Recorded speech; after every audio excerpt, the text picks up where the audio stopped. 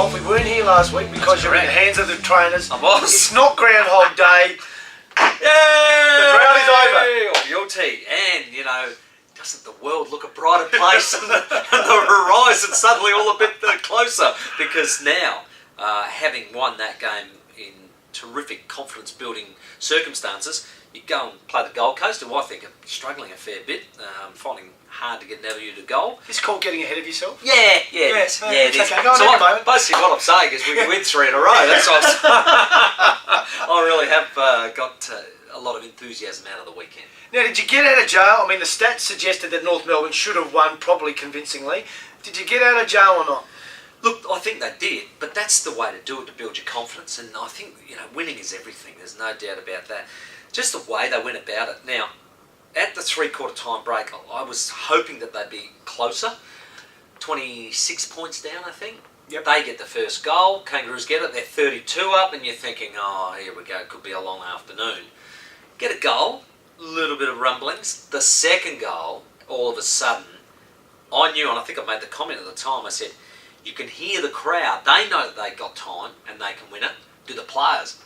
I think the players got it too. And it was just terrific to be able to come out of that and win it. Was there a spark? Was there a moment? Was there a player?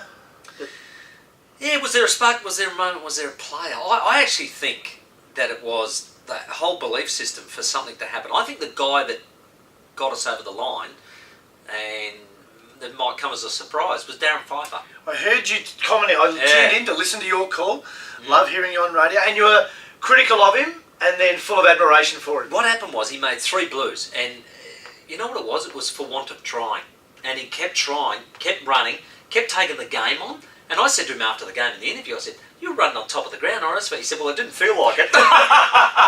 But he did keep persisting, and what he ended up doing was breaking lines and getting Port over the top. It was very well done by him. I thought he was the catalyst, the instigator of the comeback. Big words. Yeah, they are, and I've been studying them in a thesaurus all night. But he did terrifically well. But then, you know, Schulz to kick, 3 in the first, 4 in the last.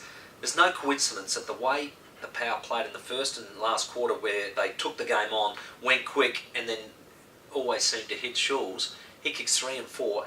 Dead eye, straight through the middle, never misses, which is just terrific under pressure. And then for Paul Stewart, his confidence, team's confidence, went berserk. He took it on again, took Frito on, got around him, steadied up, kicked the goal, puts them in front with seconds to go. And then there was another moment where Kangaroos get the clearance, they go in, there's a ball that had to be met, Hamish Hartlett, and I think I screamed out, I couldn't stop, I said, "Meet it!" And he's gone past the pack, met the ball, broke the tackle, and then bounced down the flank to win the game. It was just terrific. It was relief for a lot of people, and I think it was also just outstanding confidence building for the team. Haven't mentioned one bloke's name, Daniel Pearce. I said, and I gave him best on ground, but I said, you know, fitting that it was an Indigenous round that he'd stand up and perform like that, but I don't think he ever wants to go back to the SNFL now. He knows what it needs to take in a game to be a great player, and he can be a great player. His defensive work and run off the ball when he didn't have it in his hands was the best I've seen him do. What for Johnny Butcher?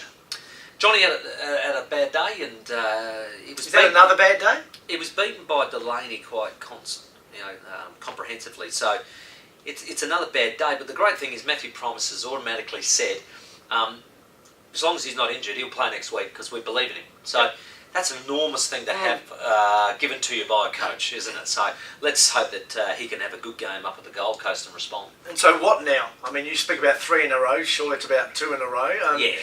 Can they maintain the rage? Is there worries, concerns, or what do you think? The biggest thing this week against the Gold Coast is intensity, intensity, intensity, and it'll be the only thing that I throw on the board this week. The reason was a lack of intensity that cost them the game last year against the Gold Coast. 40 points up, halfway through the third quarter, a lack of intensity, almost trying to play with them and be cute. Ended up losing the game, which was a disaster. Intensity will win it. No lack of intensity under the roof of the Dome yesterday. Oh, I don't know if you saw. I know you did. I know you bet on this game, and we'll speak about that in a minute. The Crows were at their intense best. It was probably their best win that I've seen in the last 10 or 11 years. Well, tell me, what was the elements that you loved about it and makes it the best win in 10 years? Well, I got an SMS from a Port Adelaide captain who's played a lot of premierships who loves Sam Jacobs. I think it was you. I saw your number.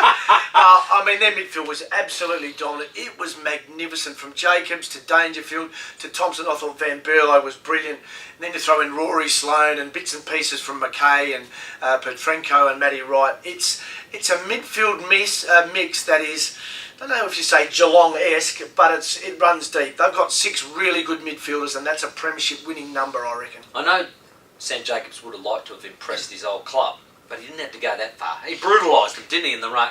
The text I gave you was about how good his hand was, hitting to advantage. Now, I didn't know any stats until he ripped it out, but what was it to advantage? Well, I think he had 35 hit-outs, and traditionally you would say maybe 20% to advantage, which, is not a big number, half a dozen maybe. He had 18.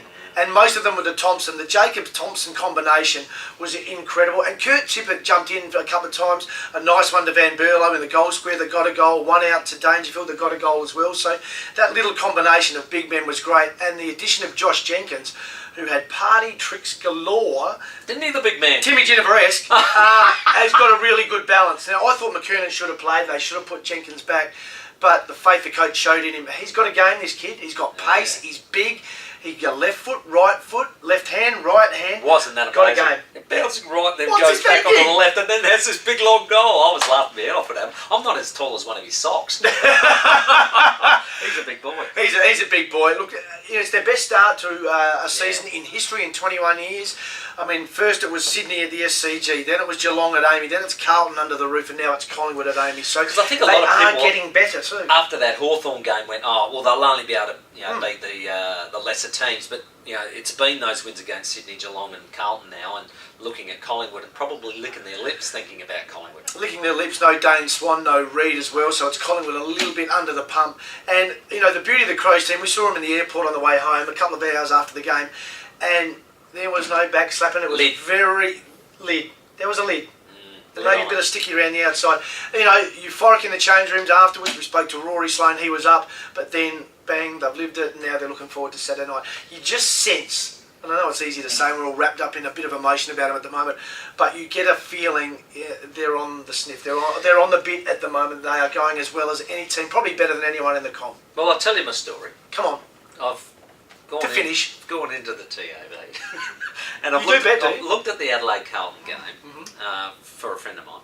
And I've thought, Taylor Walker out, can they win? That's the first question. Then I thought, if they can win, if they get on fire at the moment, they're very confident.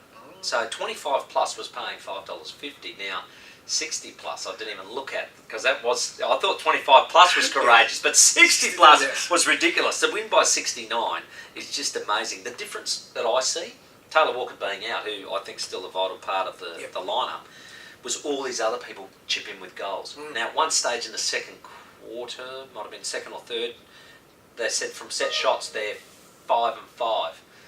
The difference in your team now is when there's important goals to kick and it's a set shot and it gets in the hands of number 37, little Callum.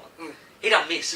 And he kicks goals when they really count. And there was that real arm wrestle going on early, and a bit way through that second quarter there was a little stoppage, got pushed forward, he got hold of it, got past Judd, left footer, through it goes, then he kicks the next one as a set shot. This is a long way about talking about the bet that you had.